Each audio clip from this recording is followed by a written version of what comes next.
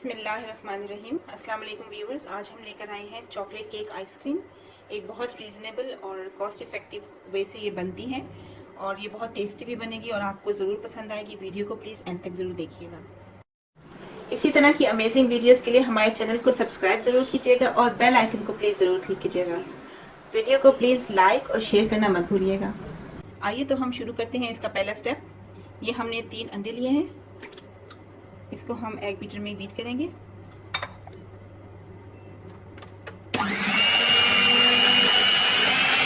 ये एग्स हमारे बीट हो चुके हैं। इसे हमने रफली अराउंड 5 मिनट्स के लिए हाई स्पीड पर विस्क किया था और अभी आप देख सकते हैं हल्के से फ्लफी हो गए, नीचे से ये अभी लिक्विड ही है।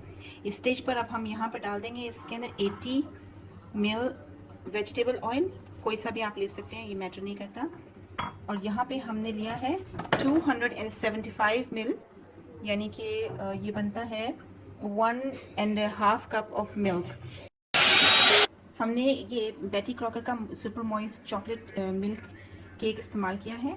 उसका मिक्सचर अब हम इसमें डाल देंगे। इसको मिक्सचर को बस अब हम अपने एग मिक्सचर में डाल देंगे और स्लो स्पीड पे चलाएंगे इसको।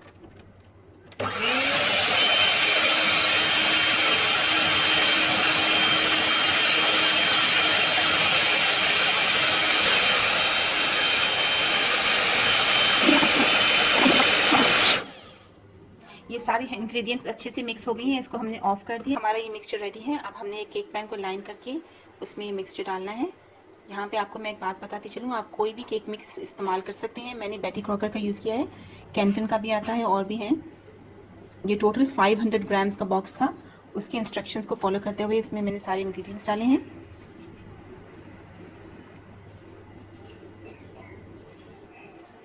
इसको अब हम बेक करेंगे 180 डिग्रीज पर 40 to 45 मिनट्स के लिए।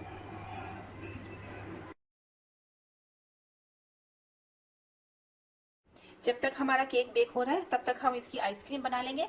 सबसे पहले हम लेंगे 500 ml हैवी विपिंग क्रीम। उसके बाद हमने डाला है ये 150 ml कंडेंस्ड मिल्क का।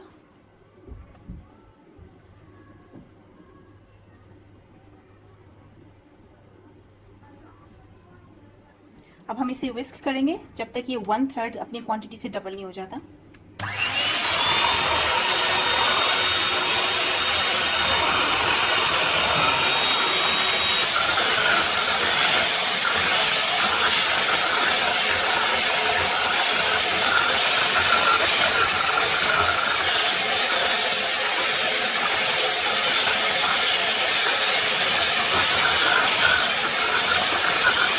जी ये बिल्कुल डबल हो चुकी है अपने साइज़ में और ये स्टिफ पीक्स भी बन रही हैं इसकी। ये आप देख सकते हैं। अब ये रेडी है। इसको हम चिल करेंगे फ्रीज़र में 2 to 3 आवर्स के लिए और नेक्स्ट हम आपको फिर बताएंगे। इसको हमने अब ओवन से निकाला है और ये बिल्कुल रेडी है।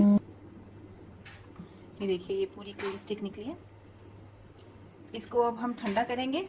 इसे आराम से 1 घंटा लग जाएगा ठंडा होने में, कम्प्लीटली कूल डाउन होने में। फिर नेक्स्ट स्टेप हम आपको बताएंगे क्या करें। अब हमने इसे प्लेट में निकाल लिया। अब हम इसे फ्रिज में रखेंगे 1 से 2 घंटे के लिए कूल डाउन होने के लिए। जब ये कम्प्लीटली कूल डाउन हो जाएगा फिर हम आपको नेक्स्ट स्टेप बताएंगे।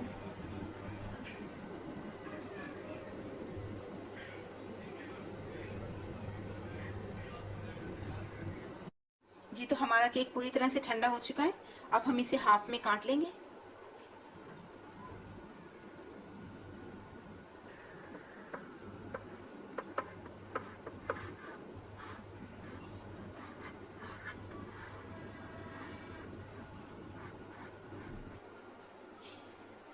इसको अब हमने इक्वल हाफ्स में काट लिया है। एक हाफ हम यूज़ करेंगे अभी आइसक्रीम केक के लिए, दूसरे वाले को हम प्लास्टिक में रैप करके फ्रिज में रख देंगे नेक्स्ट टाइम की यूज़ के लिए। इसको आप नेक्स्ट टाइम के लिए यूज़ भी कर सकते हैं और एज ए केक भी यूज़ कर सकते हैं और दोबारा एक नेक्स्ट आइसक्रीम केक भी बना सकते हैं। अब हमने आधा कटा हुआ केक इसमें प्लेस कर दिया है पैन में। पैन को हमने फॉइल से लाइन किया है। इसके ऊपर अब हम अपनी आइसक्रीम लेयर करेंगे। आइसक्रीम को अब हमने अपनी फ्रीज़र में से निकाला है। इसे आधे मिनट के लिए हम फिर से बीट करेंगे।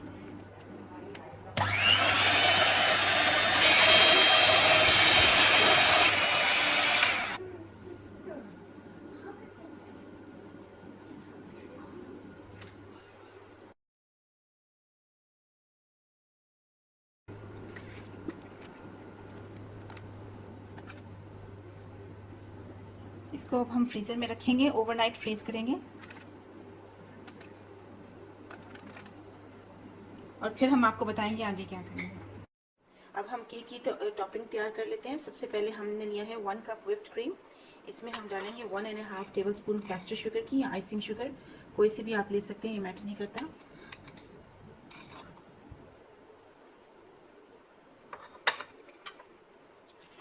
इसमें हम कुछ ड्रॉप्स वनीला एसेंस के डालेंगे और इसे हम मिक्स कर देंगे।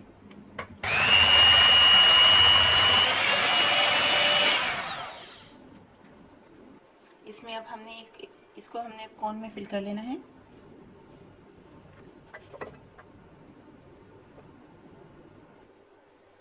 ये अब ओवरनाइट फ्रीज हो गया है। अब हमने इसे निकाला है। अब हम इसकी टॉपिंग से इसको डेकोरेट करेंगे।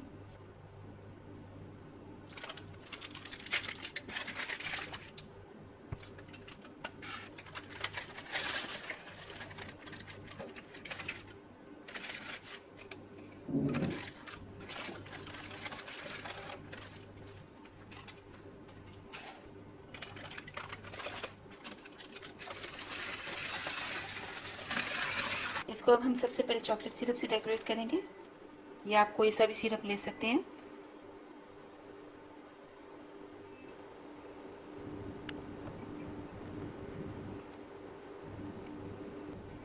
अब जो हमने आइसिंग बनाई थी उससे हम इसे डेकोरेट कर लेंगे। इसे आप कोई सा भी पैटर्न बना सकते हैं।